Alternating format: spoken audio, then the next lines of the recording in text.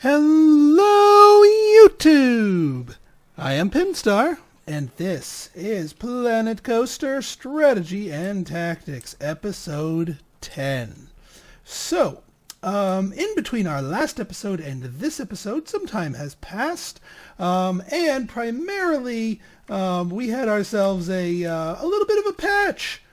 Just a tiny, teeny, itsy, titsy, bitsy, little, tiny, whiny bit of a patch. Also known as the winter update. The winter update. This added some pretty significant changes to the management aspect of the game. And this is also both a good and a bad thing, which I will explain in just a moment.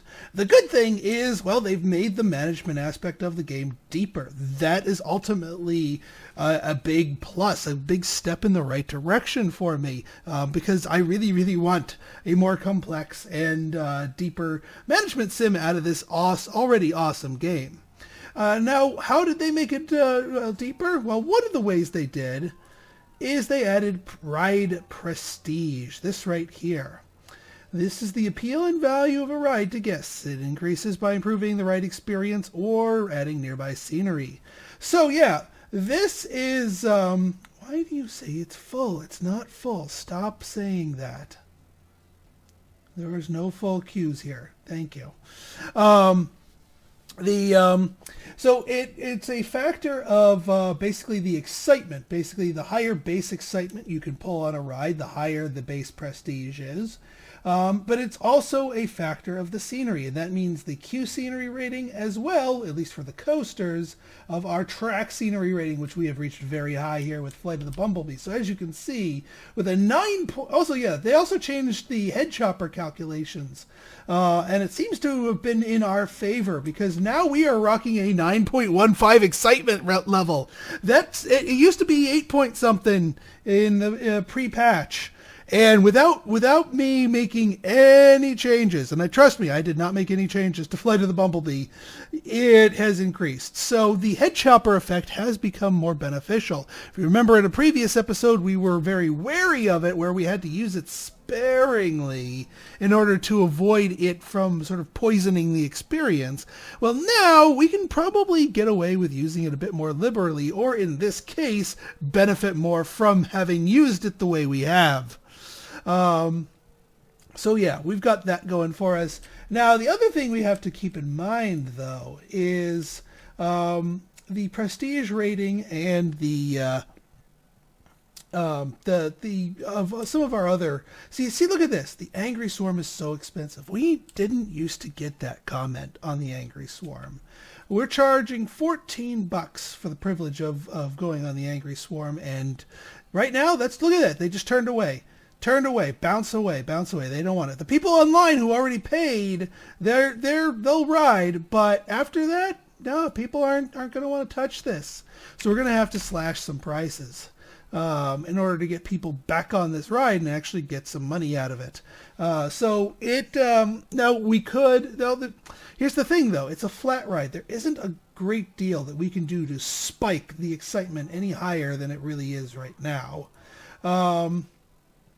As far as scenery goes, well, we've got the 100% queue scenery here. But there's not too much else we can really add to it. So we may need to rely on a slightly lower price here. See, now people are starting to get back in the line here. So that's kind of what we're going for. Luckily, we can keep our exorbitant price here because we have such a high ride prestige. And I don't know why they keep saying it's full. Again, lower thing here, but we got a lower price here. So people aren't really complaining about the Venetian Carousel. So expensive. Yep, we got to drop our prices. So yeah, if you have any pre-patch parks, let's go for 12 here. This one's a little bit better than the Angry Swarm. This one's really low, surprisingly low. But despite the $6, people seem to be okay with that. Let's take a peek if we can bore into the ceiling. Oh, go away, Windows. Oh, for Pete's sake. You can hit T, and that sort of forces the camera to go where you want it to. Right then. The Hive. Also, the reason why I did that whole refurbished ride right at the beginning of the video is I noticed that the riders had glitched out. Like people were not being able to get onto the ride. So it had to be just closed and reopened in order to get people on there. And I figured, you know what? It's overdue for a refurbishment. Let's just hit the refurbish button since that closes the ride. So that's the reason I hit that rather than waiting for a breakdown.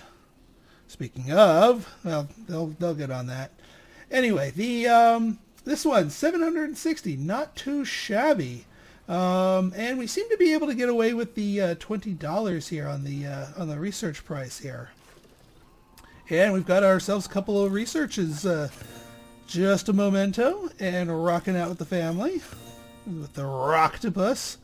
Let's take a look. Oh yeah, so they added a whole bunch of other new research topics to us with the winter update, like the festive theme scenery and the Arctic flora. So we'll grab those just in case we want to go that way. Now, what are we doing this episode? Well, there's one more, primary thing to the park that I've been wanting to add that we haven't really added. And you might think that this is the first thing you need to add to a park, but it's not because it doesn't make you money intrinsically. But once you have yourself an income base established, and we've got ourselves an income base established, trust me, is we got to get ourselves a proper park entrance. Now, I've been planning this sort of in advance, but not really laying down how I want to do it or really mentioning it until now. I've kind of been saving this. So, as you can see with the path here, people get in here and they go into our little park here, and they can get to where they need to go. It's just got sort of a long singular arterial path here, and that kind of works out for the path because stuff branches off from there and people get to the rides they need to. Well, now we don't want to completely gut and revamp our path system here because it's working. People like it. It's smooth. It works, and it looks fine too. No, but what we're going to do here is we're going to have people enter from the other side. See this little path, this little doodad right here? There's a reason I left that little thing open, and that is going to become our new entrance. Well, it might not be necessarily that one. Actually, it might be better off this one. Yeah. Let's say right here. So we're going to punch a hole here in this. Actually, I didn't even need to do that one. We just need to do the half one. Let's get our paths here. And we want this to be maximum width because this is still an arterial path.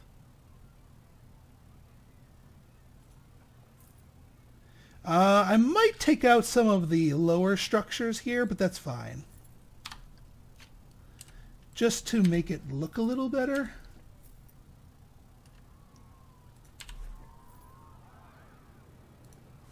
Yeah, we can just sort of carve out a section of it here. There. I might brush up, do a little brush up here, but now people can get out of the hive this way. And so now we have ourselves an alternate way to get in. Now, what we're going to do for our park here is I like the idea of a central hub.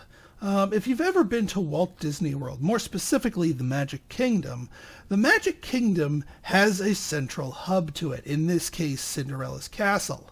And then branching off from Cinderella's Castle are all of the different subworlds. You got Tomorrowland, you've got Frontierland, you've got Liberty Square.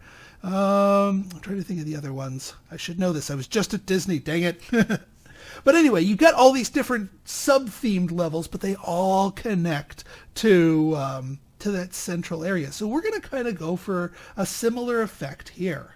So what I want to do is I want to draw the framework of our central area. I'm not saying you have to do a centralized area, but in my case, in my park, that's what I want to do. Now let's choose a more unique brick type here. Soft repeating purple, maybe small squares. Let's go for brick. Can't really go wrong with brick. And we want to keep it maximum width here. So what we're going to do here is we're actually going to tell it to go maximum length. Now, yeah, we don't want to actually hook onto that. We want this to actually be its own path system here.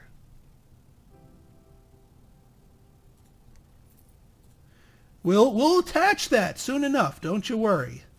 But what we want to do is we want to take a look at our whole buildable area, and we want to kind of build ourselves a centralized area. Now, we don't want to make it too big because we want to make sure there's plenty of room for, you know, the other lands.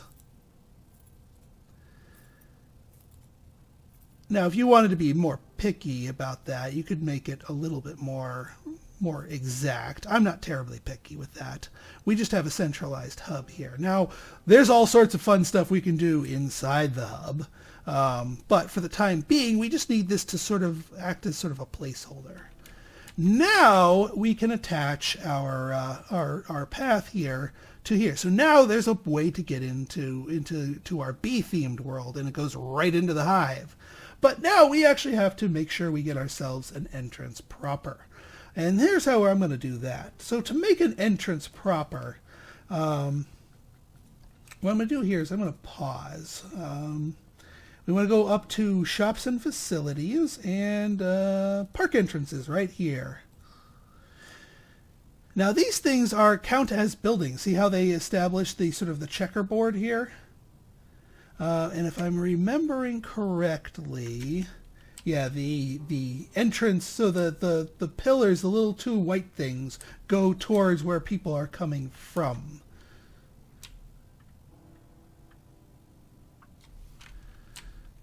All right, and we kind of want it in between these two worlds here.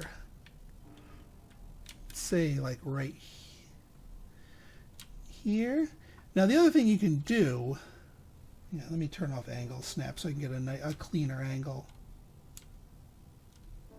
And we want to make sure these are sort of auto-attaching themselves.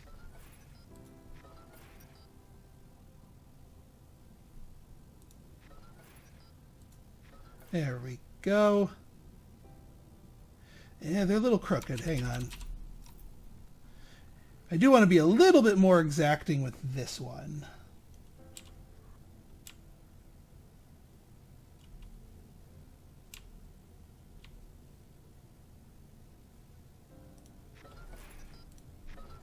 Much better. Much better. I like it. So these three are now their own building, which means we can add additional scenery and props and other goodies to them and have them all be part of a quote-unquote building, which makes it a little bit easier to build. We will get to that in due time. Now, as far as separating our two worlds here, because this is going to be another world over on this side, what I had in mind, oh yeah, the other thing is we can delete this. Delete this. It's probably going to want me to isolate this this thing first.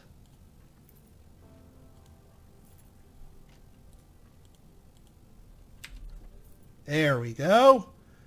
Beautiful. So now we are going to, yeah, actually we're going to have this go off to the side here.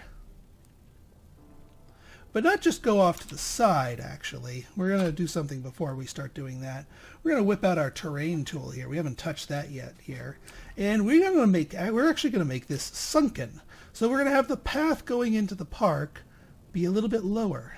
Now the nice thing about this is, by having scenery lock on here, it prevents me from lowering the land where I already have established scenery, or in this case rides, which is exactly what we want. Or rather don't want. So we're going to lower this here to just establish a lower point. And then what we're going to do is flatten to foundation. What that does is that takes the lower point and that flattens there. Now here we've done it a little bit too close. It's making sort of an overhang thing, and that's not the effect I'm going for. So what we want to do is give it a little bit of wider breadth here. But we do kind of want to hug the coaster here, so the coaster is just looking over at this. So you just be careful with it. Keep an eye on the angles here.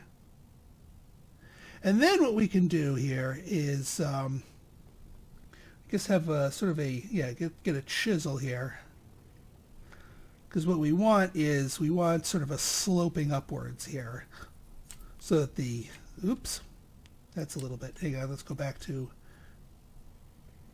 there.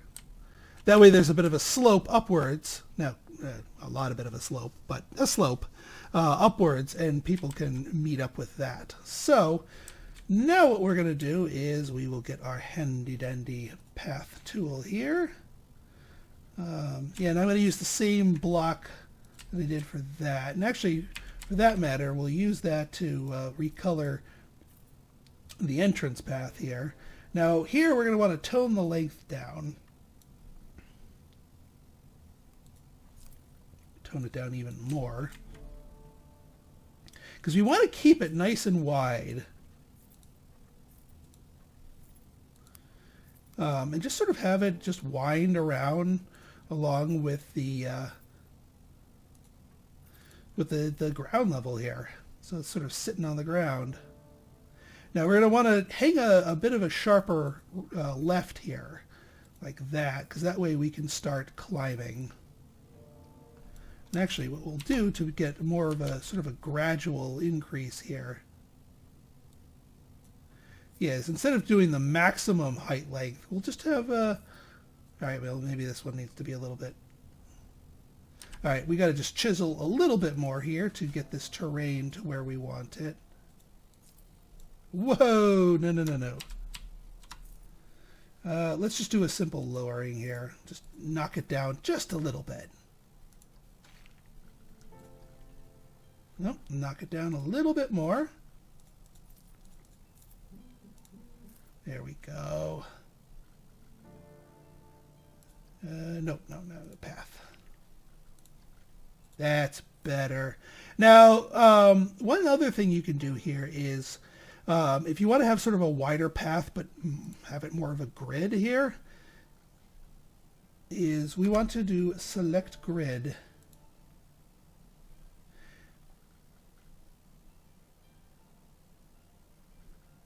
What do we got here?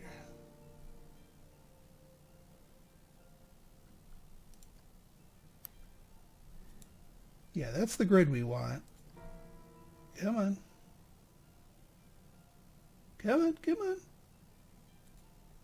There we go. And now we can get squared edges. So this is how we get these sort of combination paths.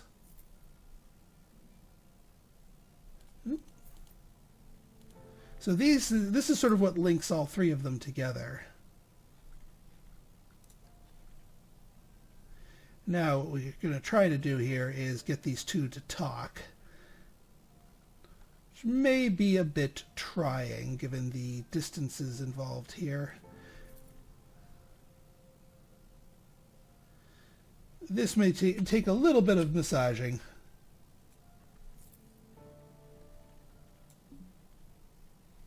Let's try having this plug in as lower width.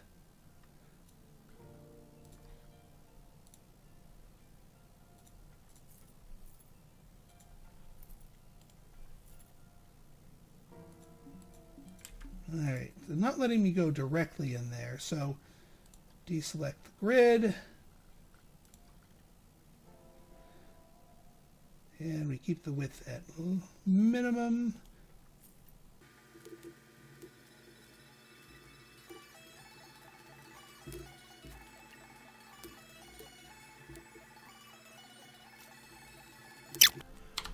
Okay, we're back.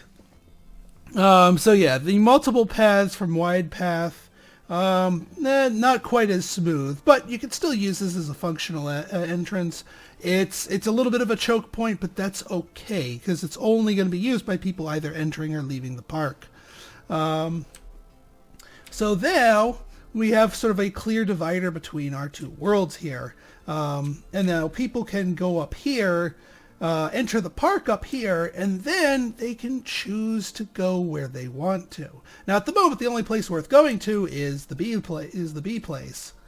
So people who are looking to get into the park will be going there, but they'll be going in through the other way.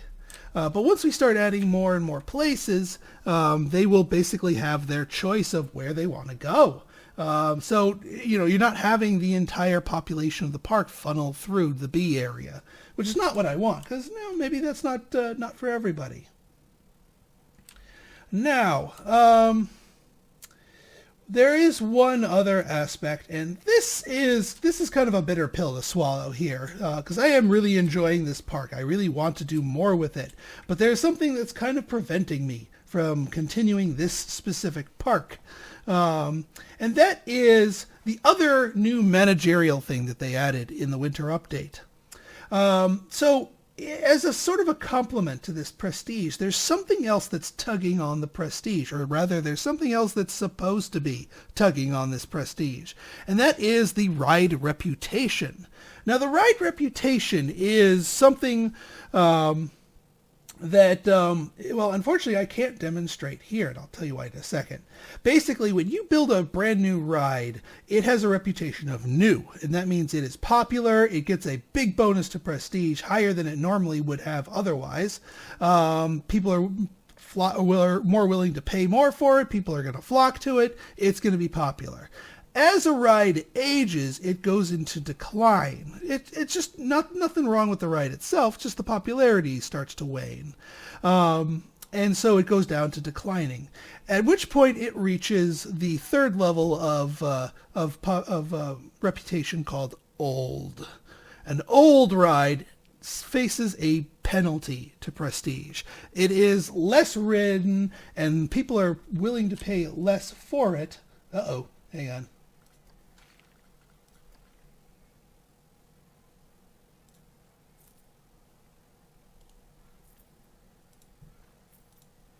There, phew. Sorry about that, people. People are less willing to pay for it, and people are less willing to go on it. Even, given all of its scenery ratings and its excitement bonuses. I mean, those still factor into the rating, but they are heavily penalized, and a ride's just not going to pull in the kind of numbers and the kind of dollars that it will. Now, for a while, that ride's probably just going to sit there as break even at best, or money losing at worst. But your perseverance is eventually rewarded, because if you keep a ride open long enough, it will start to enter sort of a renaissance period where a ride has been around for so long that it becomes sort of an iconic classic of the park. And once a ride reaches classic status, it returns to either near or at new levels of popularity. So people are going to go on it a lot. People are going to be willing to pay for it. You're going to be able to make money on that ride, and you don't need to worry about the reputation going back to old. It is now a classic. It is an iconic piece of your park. But that's a waiting period you have to go through. Now, why am I not demonstrating any of this? Why am I just rambling on? Well, here's the problem. The devs, in their infinite wisdom, decided not to grandfather in older parks. So this park, yeah, this right here is normally where you'd see what the ride's reputation is. But my rides don't have a reputation because they're stuck in the old system. So that's an entire part of the management simulation that I can't use, I can't work with, I can't demonstrate in this particular patch, with this particular part, because they just decided not to add it. And that's heartbreaking, because that means if I'm going to make a park that utilizes this whole new system, I have to start again from scratch. Trust me, I've looked for ways to sort of game the system and, force it to adopt the new system. There isn't one right now. So that, my friends, is going to sort of signal a change in our series here. So the whole point of the series was to basically get yourself established on harder difficulty levels. To start in the early game of $2,000 to your name and nothing else, and turn it into a thriving park. And over the last 10 episodes, I've pretty much done that here. I mean, at this point, we can build whatever we want, essentially. I mean, yes, within reason. We might have to wait for our money to recharge, but we are financially stable. We can create to our heart's content. So that's actually going to sort of change the way my future videos for Planet Coaster. I'm still going to make videos, but I'm actually going to go back to the older style ones where I am going to focus on specific coaster types, and go through some of the details and nuances of them, of what different properties do these coaster types have, what kind of banks and turns can you utilize with them, and what tips and tricks you might have to make a really high excitement, moderate fear, and low nausea rating for each of the coaster types. We've done 2 videos, one for the American Aero and one for Looney Turns. But in this case, I'm going to continue those series of videos with the other coaster types, and there's quite a few of them. So keep an eye out for those videos. That being said, I am going to try to get my this B Park up on Steam.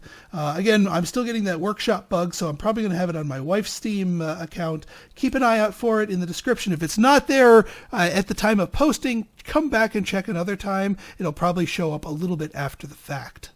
So I hope you guys enjoyed our construction of our park here. And after all this time, I finally thought of a proper name for this area. Let's give our park a proper name before we sign off here. New Beeland. If you guys enjoyed this episode and you want to see more, if you want to see more of those coaster building tips and trick videos, go ahead and hit that like button, hit that subscribe button, and leave me a comment, good, bad, or indifferent. Your feedback is always welcome. So until next time, this has been Pinstar, signing out. See ya.